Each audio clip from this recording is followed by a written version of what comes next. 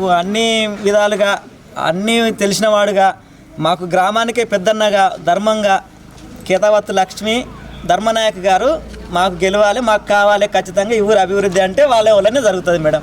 అది 100%. ఎందుకంటే వాళ్ళు ఏది చేసినా కూడా నిష్పక్షపాతంగా ఎలాంటి స్వార్థం లేకుండా వాళ్ళు ఏది చేసినా వాళ్ళు ప్రజలే మా మా దేవుళ్ళు అనే రకంగా ఏది చేసినా ఎక్కడ చేసినా వాళ్ళు అందరికి యోగక్షేమాలు చూసే వ్యక్తులు వాళ్ళ పేర్లలోనే ఉంది, వాళ్ళ పనితనంలో అట్లనే ఉంది. వాళ్ళు చేసి తీరుతారు. గ్రామాన్ని అభివృద్ధి అంటే వాళ్ళ వల్లనే అవుతుంది మేడం. ఖచ్చితంగా వాళ్ళు గెలవాలి.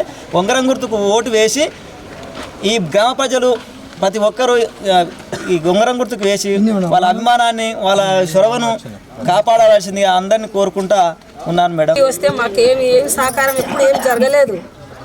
మాకు ఇప్పుడు 10 ఏళ్ళ తర్వాత అప్పుడు రాజశేఖర రెడ్డి ఉన్నాడు, కొన్ని జరిగినాయి. మాకు ఇప్పుడు ఏం జరగలేదు. మాకు ఇప్పుడు మా సర్పంచ్ని గెలిపించుకుంటే మా సార్ గెలిచిండు, మా రేవంత్ రెడ్డి గెలిచిండు. మాకు ఉపయోగం మాకు వస్తుంది మా సర్పంచ్ గెలిస్తే అని మేము చాలా సంతోషపడుతున్నాం.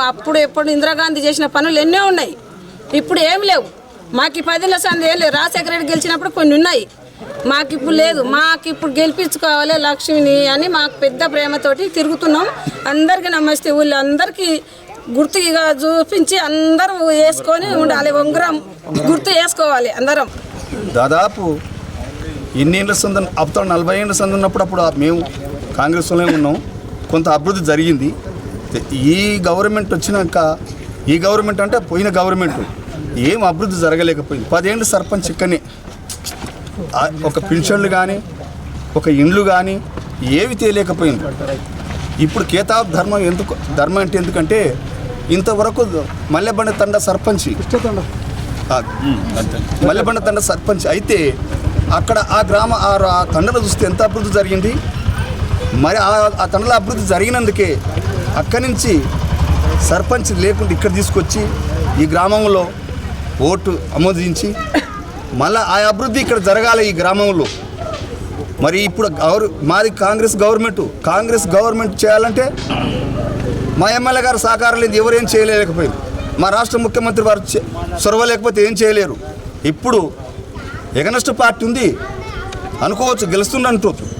అయితే ఒక్క సీసీ రోడ్డు కావాలన్నా డాక్టర్ వంశకృష్ణ సహకారం కావాలి, ఒక పింఛన్ కావాలన్నా డాక్టర్ వంశకృష్ణ గారి సహకారం కావాలి, ఒక సీసీ రోడ్లు కావాలన్నా డాక్టర్ వంశకృష్ణ గారి సహకారం కావాలి, గుడి కావాలన్నా డాక్టర్ వంశకృష్ణ సహకారం కావాలి. ఇది లేకుండా ఏదో చెప్పబడుతున్నారు మాయ మాటలు, కోడిగుడ్డుకు మసి పూసినట్టుగా మాటలు మాట్లాడుతున్నారు. ఎట్టి పరిస్థితుల్లో ఉంగరం గుర్తుకు ఓటేయించి ఈ గ్రామం ప్రజలు ఏ వర్గాల ఉన్నా వారందరికీ పాదాభివందనాలు. ధర్మాన్ని గెలిస్తే ధర్మం నిలబడుతుంది. పంచపాండవులు 5 మందే, ధృతరాష్ట్రుని పుట్టిన 100 అక్కడ ఏమి జరగలేకపోతుంది.